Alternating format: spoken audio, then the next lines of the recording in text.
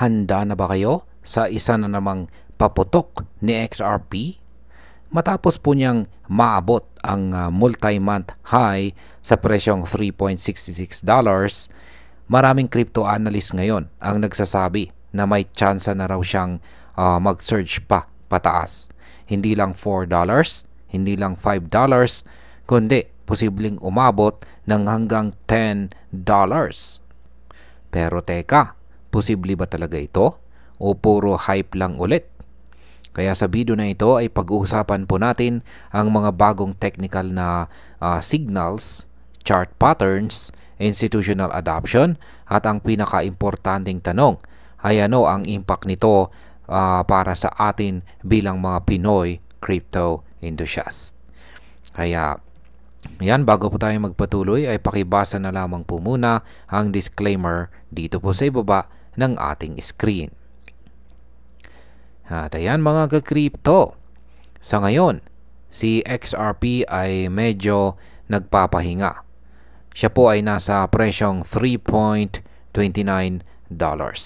Medyo bumaba po siya mula sa kanyang high na $3.66. Pero kahit ganito ay marami ang naniniwala na hindi pa tapos ang kwento or performance nitong si XRP. At bakit kamo?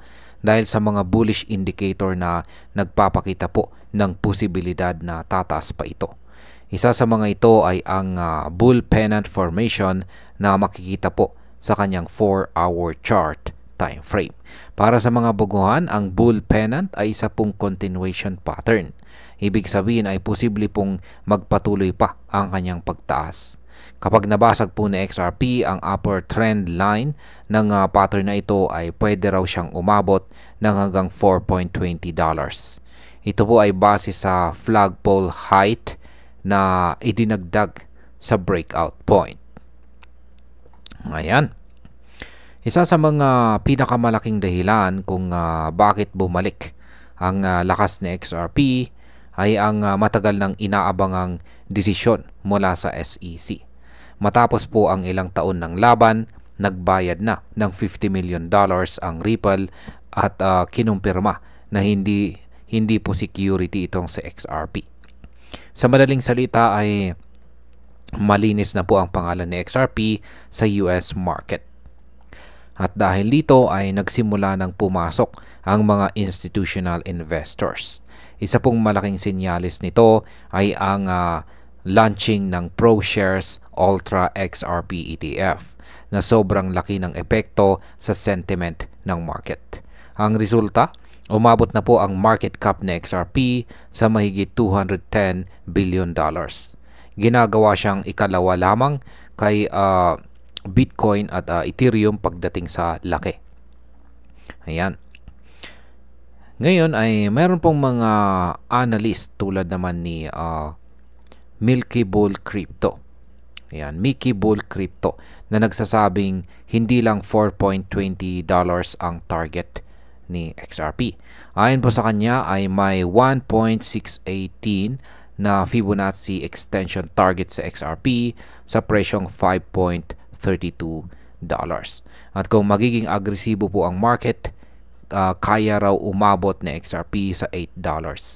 May ebidensya naman po siya. Sa weekly chart ay may MACD crossover na nangyari. Ang una mula pa noong 2024. Sa mga hindi po pamilyar, ang MACD crossover ay isang momentum indicator na madalas nauuna bago ang malalaking pagtaas.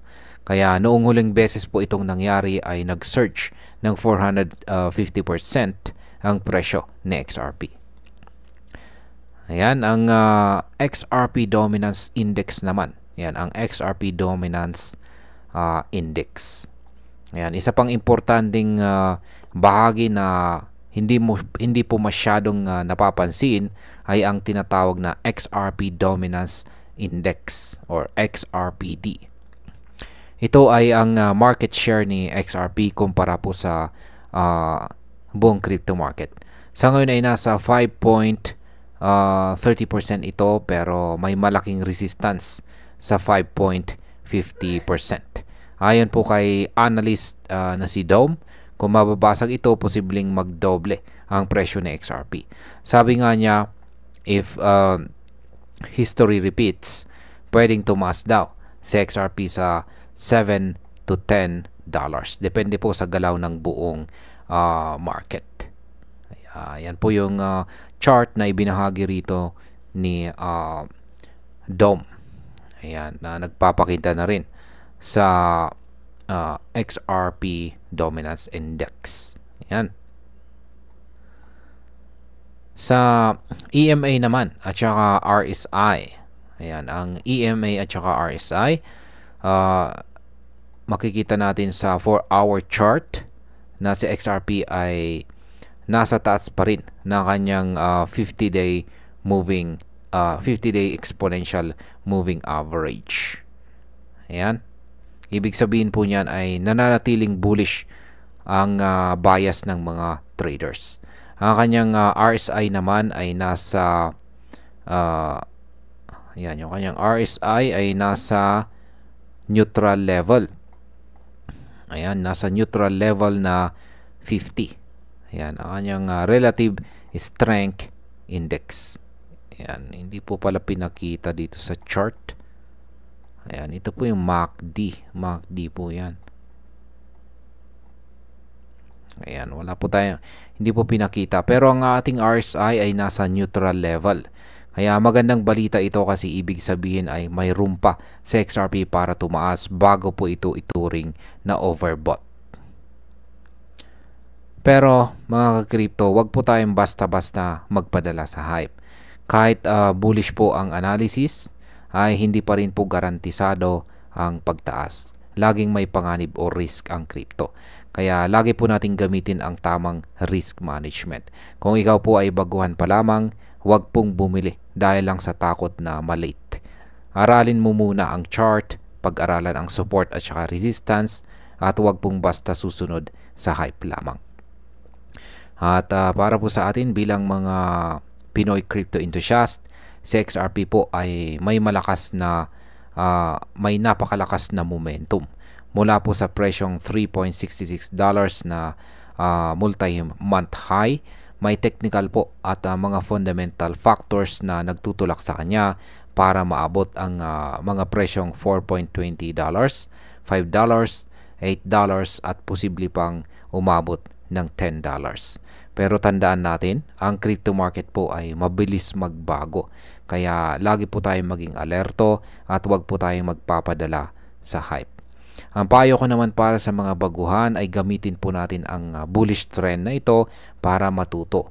Huwag po tayong agad-agad mag-all in. Gumamit po tayo ng maliit na kapital para mag-test at unahin natin ang pag-aaral kaysa ang kita. Dahil sa huli, ang tunay po na yaman sa crypto ay hindi lang pera, kundi kaalaman. At hanggang dito na lamang po tayo sa video na ito mga ka-crypto. Marami pong salamat sa panonood. Ingat po tayo lagi at God bless po sa ating lahat.